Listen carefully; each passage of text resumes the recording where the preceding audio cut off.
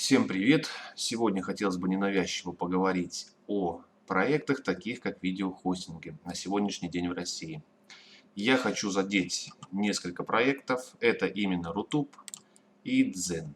В связи с последними событиями, связанными с Россией, YouTube, конечно же, сильно пострадал. Пострадали его авторы, ну и, соответственно, зрители. Вкратце, то, что я говорил в предыдущих роликах, с YouTube было множество событий, в том числе негативная реклама, которая вставлялась в ролики. И, соответственно, последствия этого– это отключение рекламы в России. Авторы, соответственно, потеряли большое количество дохода, точнее большую часть, русскоязычную имею в виду. И, соответственно, у авторов появилась нужда переходить на какие-то другие платформы.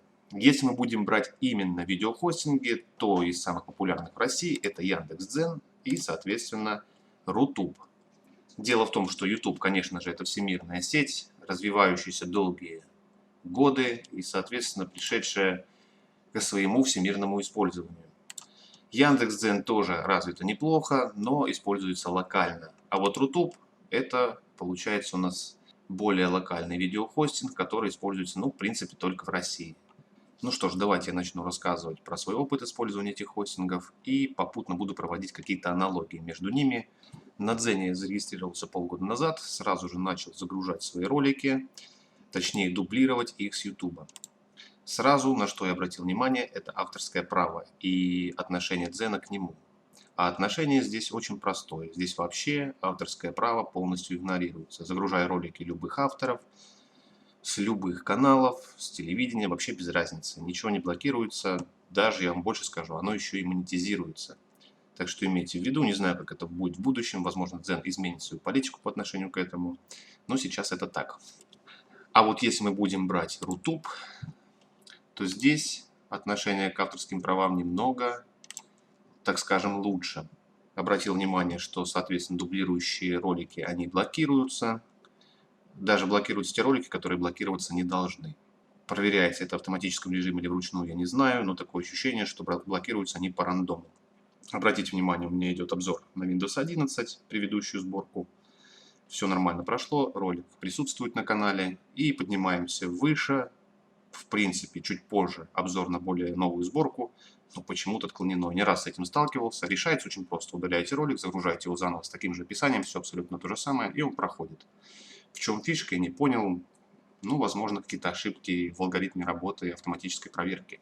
Что вообще касается автоматики, то есть каких-то автоматических алгоритмов на все ваши действия в этих сетях, то на YouTube все автоматически, это вам известно, я думаю. На Дзене тоже все более-менее автоматически. То есть вы, что бы ни выгружали, что бы здесь ни делали, все автоматически происходит. То есть проверка, выгрузка и так далее. Одновременно с Дзеном я начал пользоваться и Рутубом. Здесь изначально было все вручную. Ролики одобрялись по 5, по 6 дней, по 2 недели. То есть выгрузили вы ролик, ждите 2 недели, пока его одобрят. Вот так вот. Сейчас ситуация получше, на все это уходит минут 15. Многие, конечно, сказали бы, что ты вообще сравниваешь. Ну, может быть, они и правы. Потому что, конечно же, финансирование у них разное, возможности разные. Если Рутуб финансировался именно для создания одной платформы, то Дзен– это проект Яндекса. И, соответственно, какое-никакое финансирование, но у них было и есть. Ну, про YouTube я вообще молчу. Следующее, что я хотел бы рассмотреть, это разделы аналитики на всех этих платформах. Что очень важно для автора, это подробная, хорошо расписанная аналитика, чтобы понимать все процессы, происходящие с вашими роликами. Идете вы в правильном направлении или нет, что стоит поменять и так далее. Если мы будем говорить про YouTube, то здесь вообще говорить ни о чем также не приходится. Здесь шикарная аналитика, просто настолько подробная, насколько это возможно. И, наверное, подробнее сделать уже невозможно. Здесь есть все просто, абсолютно. Даже взглянуть на самый популярный контент за период, на все показатели просмотров, от чего не зависит, по каким странам, по каким континентам. Все здесь есть абсолютно. На каком языке смотрят и все. Если мы перейдем на Рутуб, нет, давайте сначала все-таки на Дзен, то здесь, конечно, аналитика не такая подробная. Я бы сказал, даже скудная. Здесь есть публикации. Мы выбираем, что у нас видео статьи, можем видеть количество просмотров, какие-то некие показатели небольшие, также доход. Про доход я сейчас расскажу. Вообще здесь интересная история с доходом на Дзене. А вот на Рутубе аналитика вовсе хромая. Здесь всего пару показателей, на которые опираться вовсе-то невозможно. Что вы здесь узнаете о своих роликах? Только сколько было просмотров, ну, в принципе, и все. Даже раздел монетизации здесь отдельно, и он вовсе не расписан. Здесь непонятно, за какой день что пришло, от чего зависит, почему и как. Вообще ничего. Так, я хотел рассказать про монетизацию на этих платформах. Если мы будем брать Zen, монетизация здесь включается без проблем. При достижении, по-моему, 100 подписчиков, это показатель небольшой, его можно достигнуть практически сразу. То есть монетизацию можете включить сразу, включается она тоже за короткий промежуток времени, вы оставляете заявку, она проходит модерацию, одобрение очень быстро. В общем, вы сразу можете начать зарабатывать здесь деньги на статьях или на видео. Суть в том, единственное, что здесь очень непонятные алгоритмы с этой монетизацией. Изначально, когда я включил монетизацию, получал определенное количество денег. Давайте перейдем в статистику, я покажу. Нажимаем доход. Давайте не за 30 дней, а за 90, допустим. И здесь мы можем видеть, что каждый день я получал определенную сумму. Она выросла быстро и держалась в одной паре, где-то 80-100 рублей. То есть мне это устраивало, я был очень доволен, но потом резко она упала с 1 августа. И вот, как вы можете видеть, вот такой сейчас она в одной паре существует. От чего это зависит, я не знаю. Никаких здесь показателей нет. Не пишут, почему снизился доход.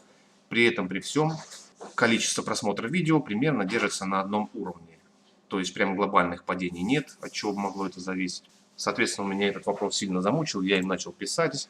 Никто на Яндексе, ни на Дзене, нигде вообще, никакая служба поддержки не знает, что произошло. Давайте теперь поговорим о монетизации на Рутубе, она здесь тоже есть. И, кстати говоря, ставка вознаграждения за монетизацию на Рутубе в данный момент 100%. Это сделано для того, чтобы привлечь пользователей. Как известно, на Ютубе снимают примерно 50% вашего дохода, соответственно, вам достается лишь 50%. Здесь вся сумма от показа рекламы идет именно авторам. На Дзене тоже есть комиссия, насколько я знаю. Какие у нее рамки, мне неизвестно, потому что здесь вообще ничего об этом не говорится. Но они есть. Что хочется сказать про монетизацию. На Рутубе тоже ее включить несложно. Чтобы ее подключить, достигнув 5000 просмотров со всех ваших роликов, вы отправляете заявку. Мне заявку одобряли 1,5 месяца. 1,5 месяца. Я не знаю, как они это рассматривают. Ну, само собой понятно, что вручную, но ни на Ютубе, ни на Дзене такого нет. Также здесь вообще нет никакой аналитики по монетизации. Я не могу посмотреть ни день, ни период какой-то, за который был у меня заработок. Здесь какие-то размытые понятия. И, соответственно, здесь есть показатели. Как они обновляются, тоже неизвестно. У меня этот показатель уже висит недели 2. Вообще неизвестно, откуда он взялся и как. Ну, вот что я смог заработать на Рутубе. Вообще непонятно, за какой период. Но теперь самое последнее, что я хотел бы задеть по Рутубу, от чего у меня очень сильно подгорело, это алгоритм рекомендаций роликов авторов. Сколько бы я ни выгружал здесь роликов, а у меня здесь порядком 400 штук, видите, 397. Конечно же, они просмотры собирают, то есть какой-то алгоритм все-таки есть. Ролики забрасываются в рекомендации к пользователям, они их видят. Но насколько же он ущербный?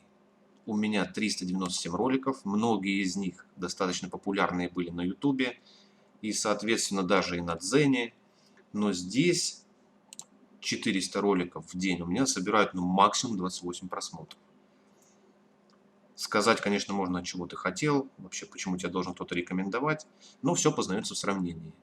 Если YouTube в рекомендации ролики авторов отправляет без проблем, как новых авторов, так и старых, Дзен делает то же самое и достаточно неплохо, от чего вы, в принципе, и можете стать популярным. То есть это нормальный алгоритм, который должен присутствовать ну, на нормальном видеохостинге. На Рутубе это хромая вещь.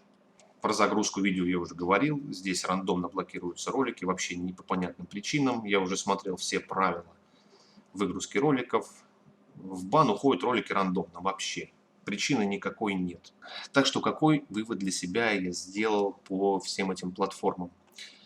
Значит, YouTube, конечно, отличная платформа, хорошо развитая, постоянно развивающаяся и по сей день, дающая авторам просто море функционала. Тут просто про функционал вообще разговаривать сложно. Ни Рутуб, ни Дзен не имеет никакого функционала вообще. Если мы будем брать YouTube, тут и субтитры можно добавить, и контроль авторского права. Есть даже редактор роликов, вырезать звук можно. Также есть своя фонотека, куча настроек, куча аналитики. Берем Дзен, берем YouTube, тут нет просто ничего. Здесь есть выгрузка роликов, небольшая статистика, ну и спасибо, есть монетизация. Здесь, конечно, говорить ничего не приходится, монетизация есть. О проблемах Дзена и Рутуба я сейчас рассказал. Проблемы у них есть, их много. Дзен работает со своими проблемами, Рутуб в принципе тоже работает, но медленно. Финансирование также у них по глобализации разные. У Рутуба финансирование небольшое, и ждать от него чего-то там сверхъестественного не приходится. Также локализация этих хостингов невероятно различается. Рутуб это только российская сеть, и, соответственно, количество людей в ней находящихся очень минимально. Набор подписчиков на Рутубе вообще хромает, никто на Рутуб не хочет, подписываться на каналы никто не хочет. За весь период полгода я набрал, по-моему, 19 подписчиков.